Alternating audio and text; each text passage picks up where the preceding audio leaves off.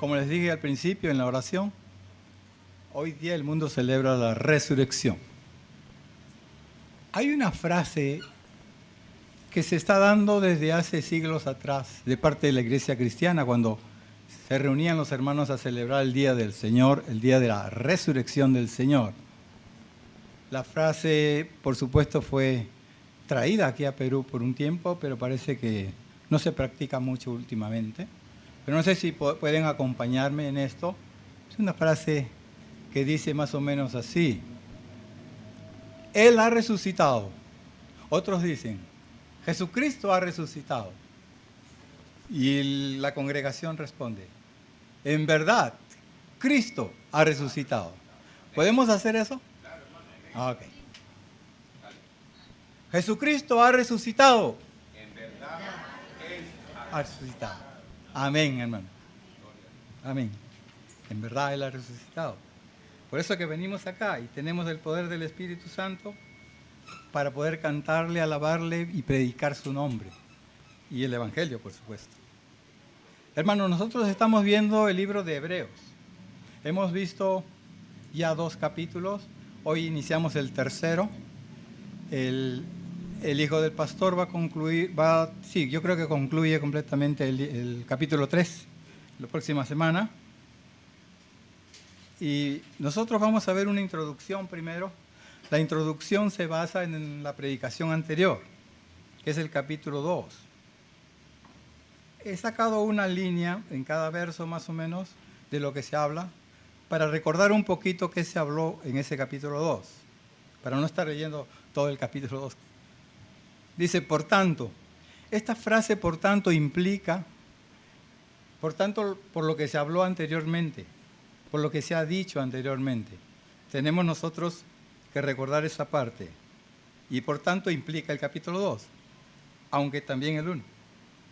Dice, por lo antes expuesto, o una conclusión de lo antes expuesto. Pero en este caso, este capítulo 2 se aplica más a Cristo como hombre, ¿no? Se le compara otra vez como ángeles, con los ángeles, y se le compara también en su muerte en la cruz. Dice así, Cristo hecho un poco menor que los ángeles en su condición humana. Cristo fue hecho menor que los ángeles como nosotros. Somos menor que los ángeles en el sentido que los ángeles pues no sufren, no comen, no duermen, y nosotros sí, ¿no? Estamos afectados por las circunstancias que hay alrededor nuestro. Entonces estamos cambiando constantemente. Los ángeles no, ellos simplemente le sirven al Señor, como hablamos. Por tanto, Cristo fue hecho un tanto menor que los ángeles como hombre. Cristo hecho un poco menor que los ángeles en su condición humana, Cristo es el autor de la salvación. Cristo fue perfeccionado por la aflicción sufrida en su pasión y muerte. Cristo fue parte de la humanidad. Nos llama en un pasaje en ese capítulo, hermanos. Cristo libró de, por supuesto, hermanos menores, Cristo libró del temor de la muerte a su pueblo, sacrificio y resurrección. Cristo socorrió a su pueblo por ser la simiente de Abraham. Los ángeles no. Ahí implica también esa parte que dice, y no llamó a los ángeles, llamó a su pueblo escogido. Cristo fue fiel sumo sacerdote para expiar los pecados de su pueblo. Cristo fue tentado en todo, pero sin pecado. Y Él socorre a los que son tentados. Por eso nosotros cuando hemos pecado y hacemos nuestras oraciones diarias, tenemos que referirnos a Cristo, porque Él fue un ser humano como nosotros y pues fue tentado en todo, pero nunca pecó. Es impecable. Si no, no serviría su sacrificio si Él hubiera pecado por lo menos una vez. Él es Dios. Lo que rechazan muchas personas, muchos grupos, de que Él es un ser creado como nosotros, pero no. Es el Dios que se hizo hombre, el Hijo de Dios. Ahora sí vamos a entrar a lo que nos compete en el capítulo 3 que ya fue leído, pero vamos a recordar un poquito el versículo 1. Hebreos capítulo 3, versículo 1 dice, por tanto, como ya lo explicamos, hermanos santos, participantes del llamamiento celestial, considerad al apóstol y sumo sacerdote de nuestra profesión, Cristo Jesús. La palabra hermanos santos implica una relación espiritual íntima de personas que tienen un padre. Claro, si nosotros somos hermanos, humanamente hablando, tenemos un padre y una madre, ¿no es cierto? Pero en este caso, si somos hermanos, también tenemos un padre, en este caso es Dios el Padre. Igual que Cristo se refiere mucho a su Padre, y Él está como el Hijo eterno, entonces nosotros también, hermanos santos. Esta frase se repite a través de la Biblia, especialmente el Nuevo Testamento, por el apóstol Pablo en sus encabezamientos de cada carta que él escribe. Por lo menos repite la palabra hermanos santos. ¿Y santos por qué? Porque somos llamados del mundo, de la corrupción del pecado, ¿se acuerdan? Estamos muertos en pecados y delitos y sin embargo Dios nos salva y nos purifica. Es por eso que somos santos, separados para el propósito especial de Dios. Esa palabra santos le han dado mucha rimbombancia, pero en realidad ustedes son los santos, en este caso de Lima. Hay otros hermanos en diferentes países, pero somos hermanos separados de la corrupción, del mundo, del pecado. Y hemos sido llamados para ello. Con la frase participantes del llamamiento celestial, esta es una frase que lo que han estado estudiando los 5 puntos del calvinismo, hay un punto que implica, bueno, mal llamado punto del calvinismo, esas doctrinas de la gracia, suena mejor. Y dice más o menos que nosotros no podemos resistir a la gracia de Dios. La gracia de Dios para salvación es irresistible.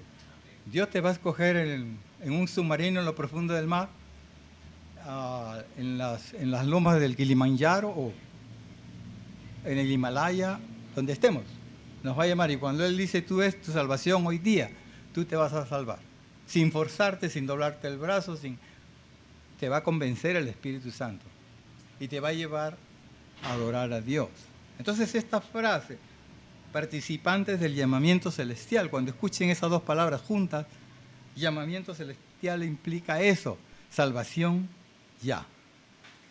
Quizás nosotros hemos recibido otras clases de llamado, ¿no? Hemos estado en iglesias o en nuestras familias, un familiar nos dijo algo, o en el barrio, o en el centro de trabajo, donde estemos. Pero sin embargo no le hicimos caso. Ese no es el llamamiento celestial, porque no te tocó salvación. Pero cuando te salvaste y Dios hizo un trabajo en ti a través de la obra del Espíritu Santo, entonces a eso se refiere. Así que cada vez que leamos esta frase, llamamiento celestial, es el llamamiento de salvación. O sea, está diciéndole primero santos y luego le dice que han sido llamados por Dios mismo para salvación. Bueno, las experiencias que tengamos en la salvación son diferentes. Todos tenemos diferentes maneras de ser salvados y diferentes experiencias, ¿no es cierto? Pero en realidad el llamamiento celestial es de salvación. Nos lleva adelante. El llamado eficaz, también se le llama esto así, llamado eficaz, de aquellos que han nacido de Dios. El creyente es participante pasivo en esto. Todo lo que estamos hablando hasta ahorita, el creyente no tiene parte, porque hemos sido resucitados, ¿no es cierto? Estábamos muertos, Dios nos regenera por medio del Espíritu Santo, y entonces nosotros empezamos a creer, no por nosotros muertos que fuimos, pero por el Espíritu Santo que está en nosotros y nos ha dado vida. Entonces respondemos, o sea, positivamente. O sea, esta posición no es activa en nosotros, es pasiva. ¿Por qué? Porque no tenemos nada que ver en la salvación hasta ese momento. No nos desesperemos. Sí tenemos que ver más adelante. Entonces Dios, cuando nos regenera, que implica resurrección espiritual, entonces nos da la salvación. Y empezamos a creer en Cristo, ¿no es cierto?, en la Biblia, a seguirlo a Él a través de la palabra de Dios. Es lo que hace Dios en nosotros. Y después viene la justificación, casi todo junto, no solamente la justificación, pero también viene la santificación y luego la glorificación del cuerpo cuando estemos con el Señor.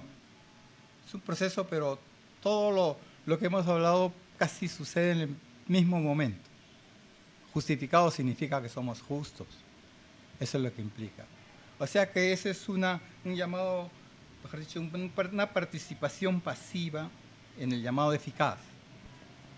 Pero por la regeneración del Espíritu Santo, que ya somos de Cristo, entonces viene esa participación activa.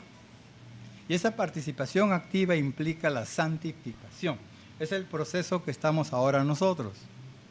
Estamos en ese proceso de santificación. Unos más altos, otros menos, otros más, pero estamos en ese proceso. El proceso que Dios quiere que nosotros nos juntemos de vez en cuando, si es posible siempre, para que nos hablemos, nos llamemos la atención unos a otros, nos felicitemos, o sea, que también correspondamos a las alegrías que tengan o las tristezas que tengan. Y es un crecimiento que tenemos que tener con el prójimo. Es activa porque somos nosotros los que vamos a estar al contacto con el prójimo. Sí se entiende, ¿no es cierto? Fuimos pasivos en la salvación, pero activos en la santificación.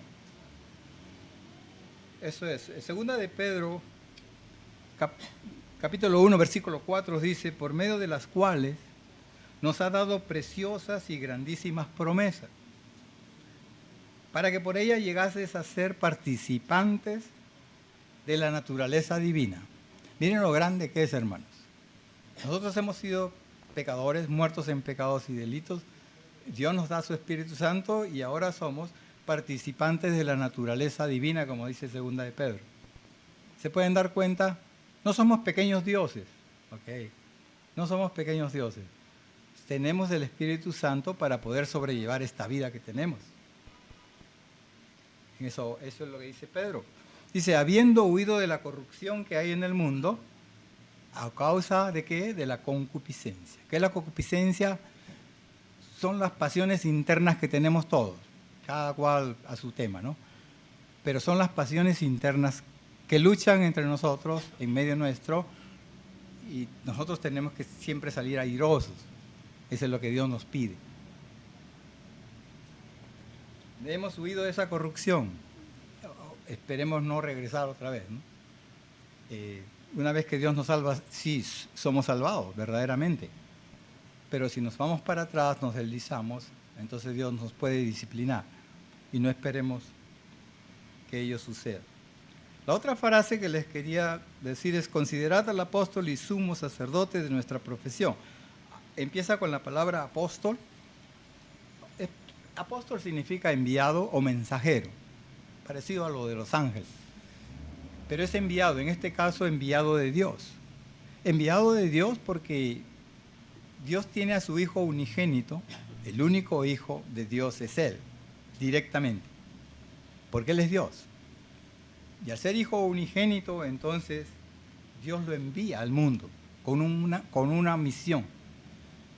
La misión es entregar el mensaje, el último mensaje, o sea, todo el Nuevo Testamento, porque ya lo hizo en el Antiguo, con los profetas y los sueños y las visiones, pero esta vez por medio de Jesucristo personalmente, ¿no? Empieza con los 12 apóstoles, luego 120 en Pentecostés, y ahora somos millones. ¿Es verdad o no es verdad la Biblia? Somos millones. El Evangelio ha alcanzado todas las regiones de la tierra, no nítidamente en cada ciudad o en cada pueblo, pero ya está en casi todos los países, prácticamente, 99.9%. Entonces significa eso, apóstol, enviado, mensajero, como aquel que Dios enviará y envió. O sea, no es un título como el que tienen los apóstoles. Ellos tenían un título de liderazgo, ¿no es cierto? Y para estar como líderes de la iglesia, no en ese sentido. El llamado apóstol a Cristo Jesús es más allá. Es para el propósito especial de haber enviado a Dios a la tierra para hacerse chiquito como nosotros y morir en la cruz y resucitar. Gloria a Dios. O sea, no se está refiriendo a esa idea de los apóstoles que tenemos en mente en un sentido. Ahora, el sumo sacerdote de nuestra profesión, la otra frase, implica también que Jesús es el cumplimiento 100% del sumo sacerdote del Antiguo Testamento. Empezó con Aarón, ¿se acuerdan la historia? Si leen el Éxodo, Deuteronomio, bueno, los 5 libros, Pentateuco, se van a dar cuenta que empezó con Aarón, el hermano de Moisés. Y en el linaje que él tuvo, vienen los sumos sacerdotes. Aunque después fue entrecortado porque por ahí aparecieron reyes que quisieron hacer lo que querían y metían a su gente indicada y todo eso. Siempre hay, ¿no? seres humanos nos desviamos casi siempre para el otro lado de Dios. Pero bueno, esa era la idea, que el sumo sacerdote entraba una sola vez al lugar santísimo, después de hacer el sacrificio por él mismo, sus pecados, por el pueblo, y luego entraba al tabernáculo o el templo más adelante, hasta el lugar santísimo, y vertía la sangre del sacrificio sobre el propiciatorio, ¿no? El propiciatorio era la tapa del arca de la alianza o el arca del pacto.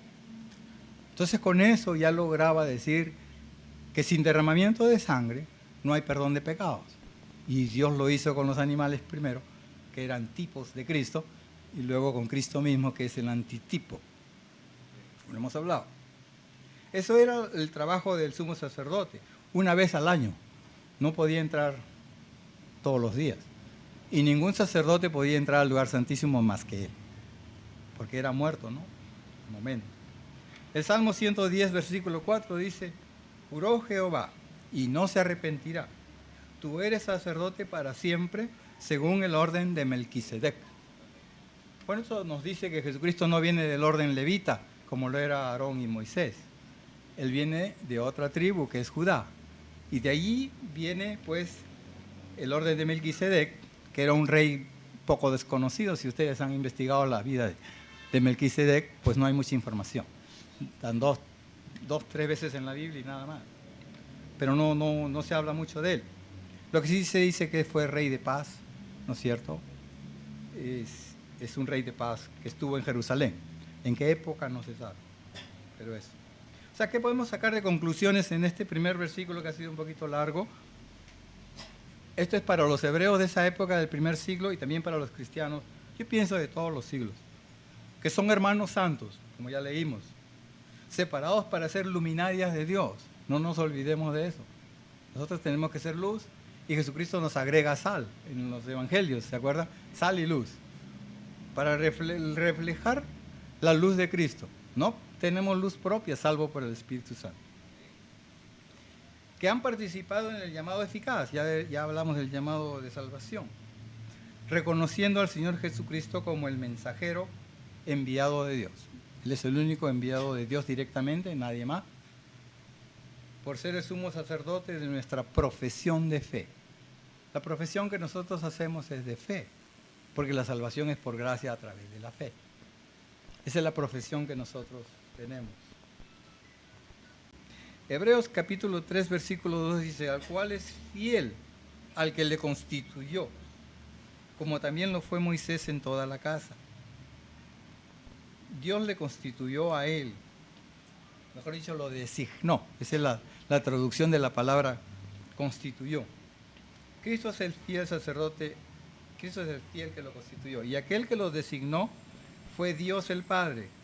Él le preparó cuerpo en su encarnación y le dio su mensaje final para los tiempos postreros y obedeció perfectamente y lo hizo sumo sacerdote. Lo que hemos visto prácticamente. Dios lo escogió a él para traer el mensaje último. Es el mensaje postrero, por eso no debemos creer en nuevas profecías que andan hablando por ahí. Tienen un nuevo mensaje, han escuchado por ahí, y Dios me habló. Por ahí salió un predicador que Dios lo había abrazado, cuando se afeitaba en el baño, y le dijo: yo creo que tienes que predicar otra cosa y no la que pensaste, y cosas por el estilo, ¿no? Entonces, no, Dios tiene realmente ya el mensaje completo, hasta Apocalipsis. Y eso es lo que debemos referirnos nosotros. La Santa Escritura está arriba de cualquier ser humano o cualquier iglesia en la tierra. Cristo es el testigo fiel de Dios. Y también Moisés, ¿no? Porque ahí mismo en el versículo 2 nos dice claramente que Cristo fue fiel a Dios porque le designó a él, y Moisés también fue fiel a Dios en su casa. O sea, Moisés no fue, mejor dicho, un obediente perfecto a Dios con respecto al mundo, al planeta, solamente con respecto al pueblo de Dios, en ese sentido. Pero Cristo sobre su casa porque es de él. Y eso es lo que dice la palabra de Dios. Vamos a repetir este versículo 3. El cual es fiel al que le constituyó, como también lo fue Moisés en toda la casa de Dios. Claro, Moisés fue fiel. No queremos sacarlo a Moisés de lado, porque él fue un gran hombre, que al comienzo titubeó, ¿no?, para estar con Dios y servirle. Dice, yo no puedo hablar como mi hermano Aarón. Él no quería ser, mejor dicho, el mensajero. Pero Dios lo convenció y él obedeció. Y así, quizás medio tartamudo o lo que sea, cumplió. Y cumplió hasta el final, ¿no? Aunque como todo hombre también falló y no se le permitió entrar a la tierra prometida. Eso es lo que fue. Moisés, por ejemplo, dijo en Deuteronomio 18:15, profeta de en medio de ti, de tus hermanos como yo, te levantará Jehová tu Dios, a él oiréis. O sea, un descendiente del pueblo de Israel, en especial de la tribu de Judá, iba a venir como profeta, y Moisés ya estaba presagiando en ese momento de que deberíamos escucharlo a él, lo que hemos hablado, las escrituras completas, y obedecerle a él. O sea que Moisés dio testimonio de lo que se dijo con relación al futuro, porque Moisés escribió los 5 libros primeros de la Biblia. Eso es lo que él tenía que decir, lo que dice el versículo ahí, ¿no? Dice bien claro también de lo que fue. Y Moisés fue fiel en toda la casa de Dios. Bueno, Cristo fue perfectamente fiel a Dios como hijo, pero sobre su casa, sobre su iglesia. Zacarías, capítulo 6, versículo 12 dice, y le hablarás diciendo, así ha hablado Jehová de los ejércitos diciendo, he aquí, el varón cuyo nombre es el renuevo, el cual brotará de sus raíces y edificará el templo de Jehová.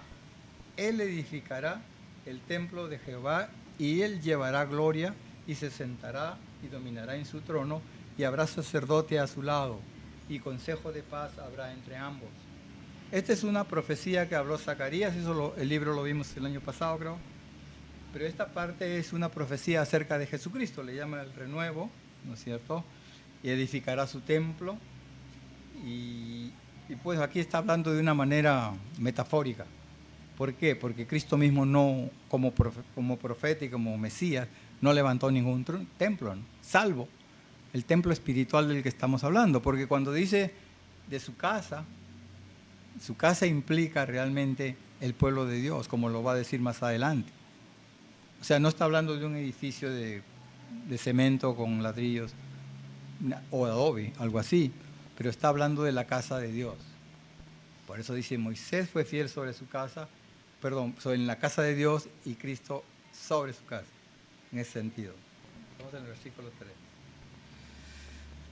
Porque de tanto mayor gloria que Moisés es estimado digno cuanto tiene mayor honra que la casa, el que la hizo. O sea, Jesucristo tiene mayor gloria que Moisés y es estimado digno O sea, Jesucristo tiene mayor gloria que él, porque Moisés sirvió en la casa de Dios como el pueblo de Dios, pero Cristo sobre su casa. Y hemos dicho que la casa viene a ser la casa de los hermanos, no necesariamente el templo físico, pero nosotros. Si nosotros estuviéramos en el óvalo de Higuereta ahorita, nuestra iglesia estaría ahí. O a la playa del Agua Dulce, si quieren. Ahí estaría nuestra iglesia. Porque la iglesia somos todos nosotros. Entonces, cuando habla de edificio o de casa, se está refiriendo verdaderamente al pueblo de Dios que Él tiene en cada país, en cada región. A eso se está refiriendo. Pero dice el versículo 3, es de mayor gloria porque Él tiene más honra. Él tiene más honra por haber todavía no ha terminado de completar su casa, que ahora se le llama el templo. Para que entendamos la escritura, se habla de casa, se habla de edificación y se habla de templo también. No tienen los judíos un templo ahora porque fue destruido en el año 70, ¿recuerdan? Aunque unos están hablando de que se va a construir un tercer templo, pero hermanos, ese no tiene nada que ver con el templo que está construyendo Dios, porque ese es físico, lo pueden construir si desean, pero lo que se está hablando aquí es del templo espiritual, o sea, nosotros como piedras vivas, dice Pedro. Nosotros somos piedras vivas y Jesús todavía sigue construyendo su templo, porque se va a terminar cuando Él venga otra vez. Están muriendo hermanos en el momento que estamos hablando y van a seguir mañana y naciendo otros para ser salvados. No sabemos cuándo viene el Señor. en ese sentido. Pero sí. Y por quien asimismo hizo el universo, también dice, perdón. Dios, ya hemos visto el capítulo 1, se vio al principio en la introducción, que Jesucristo es el creador, ¿no es cierto? Porque es el ejecutante. Dios lo ha escogido a él para enviarlo al mundo, pero también lo escogió a él para que hiciera el universo, como vimos el versículo 1, capítulo 1 de Hebreos. Él es el que hizo el universo y todas las cosas, no solamente el universo, las que vemos y las que no vemos. Colosenses capítulo 1, versículo 18 dice, y Él es la cabeza del cuerpo que es la iglesia, el que es el principio, el primogénito entre los muertos, para que en todo tenga la preeminencia. Él es el principio de todo. Él nos creó a todos. Y le llaman primogénito de los muertos porque Él es el único que tiene un cuerpo especial y que está en el cielo. Por eso le llaman primogénito de los muertos, porque Él resucitó primero que todo. Ahora ustedes dirán, pero ¿y los muertos que resucitaron en el Antiguo Testamento, en el Nuevo? ¿Qué pasó? Bueno, ellos volvieron a morir naturalmente. Fueron resucitados a su vida que tenían, a su cuerpo natural, y murieron en el tiempo que les tocó morir, otra vez. Pero no tienen un cuerpo especial.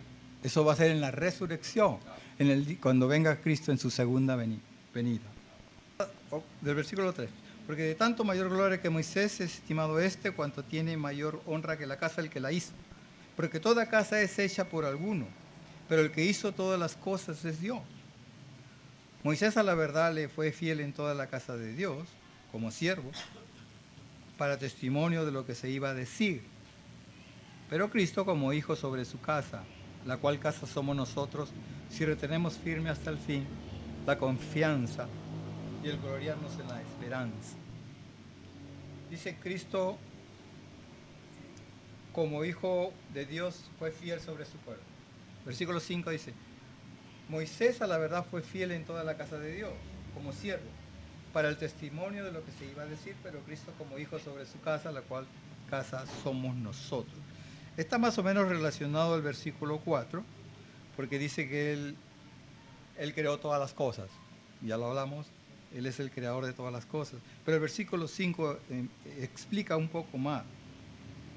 Y otra vez con Moisés.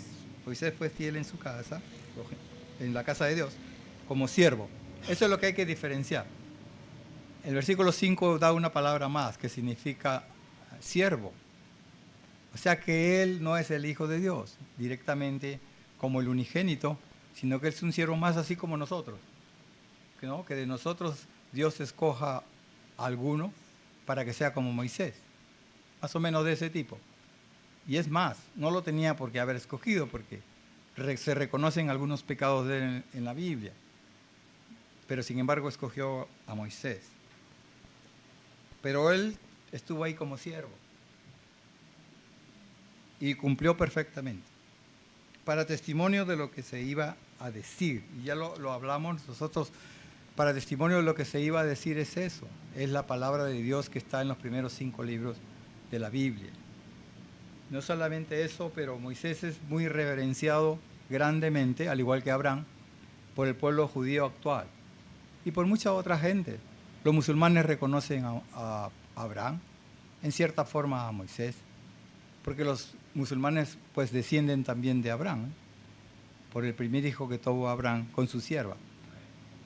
Pero ellos suman muchas otras cosas más que no están realmente puestas en la Biblia, que salen de la Biblia. Entonces, pero nosotros estamos siguiendo a Dios a través de su palabra, verdaderamente. El versículo 6 dice, pero Cristo como hijo sobre su casa, la cual casa somos nosotros.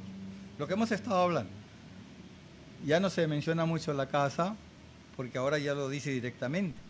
La cual casa somos nosotros. Y si dicen que la casa de Dios en ese tiempo era el cuerpo de Dios, la iglesia, la congregación, pues nosotros somos la casa de Dios también. ¿No es cierto? O sea, hablando prácticamente como metáfora, que no somos edificados físicamente, pero espiritualmente. Dice, y retenemos firmes hasta el fin la confianza y el gloriarnos en la esperanza. Miren, acá hay un condicional. El condicional, la cual somos nosotros, si retenemos firme hasta el fin la confianza y el gloriarnos en la esperanza. Acá hay un condicional porque realmente Dios nos dice, ya está bien, ustedes son mi casa, son mi pueblo y todo. Pero tiene que hacer algo mientras estén en el proceso santificatorio. ¿Qué cosa es? Retener firme hasta el fin la confianza. O sea, la fe esa que tenemos en Dios y en Cristo, no debemos sacárnosla de nosotros de ninguna manera. Pase lo que nos pase en la vida, que puede ser algo fuerte. La muerte de nuestros padres, de nuestros hermanos, familiares, una enfermedad en nosotros grande, ¿no es cierto? Una enfermedad que le llaman terminal y que no lo teníamos pensado. Cualquiera de esas cosas no nos debería sacar del camino de Cristo. Al contrario, deberíamos permanecer mejor. ¿Por qué? Porque Dios nos va a dar una mejor vida cuando nosotros dejemos el planeta. O sea, aquí no hay todo. ¿Qué nos llevamos? Pablo dice, desnudo has venido al mundo y sin duda, desnudo vamos a irnos, ¿no? O sea, todas son ambiciones que tenemos todos, de alguna manera u otra, ¿no? Oh, yo quiero esto otro, ya pónganle ustedes en su cabeza lo que quieren, pero en realidad no nos vamos a llevar nada.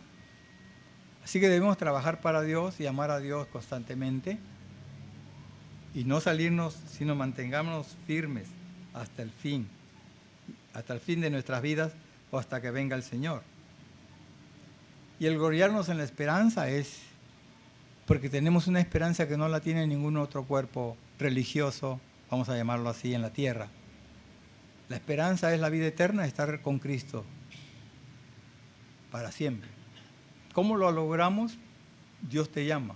Lo que podemos hacer los seres humanos, si todavía no han llegado a la fe, es rogarle a Dios, pedirle a Dios que nos perdone. Porque hemos estado rechazándolo constantemente porque nuestras ideas eran mejores que las de Él o mejores que de la Biblia. Entonces lo rechazamos, no. Y se convierten en ateos o agnósticos o creen en otras religiones nuevas porque es lo mejor que deben de creer.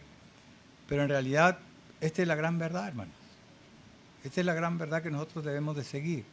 No hay mentira, hay una relación perfecta entre el Antiguo y el Nuevo Testamento a través de miles de años. No hay ningún libro escrito así. La Biblia es el primer libro de todos los años que más se vende. Sale en algún diario, en la noticia. No le prestan atención, pero no por ello nos van a minimizar, ¿no? Es el libro más vendido del mundo todos los años. No ganó ningún premio Pulitzer el autor, pero verdaderamente ese es el libro que tenemos, la palabra de Dios escrita, y a Él nos referimos constantemente, debemos referirnos constantemente, y eso es lo que Dios quiere que hagamos, hermano. Para concluir, vamos a ver la última parte. Hay un versículo que habla de Moisés, pero también de Cristo, porque el pasaje completo está hablando de ello.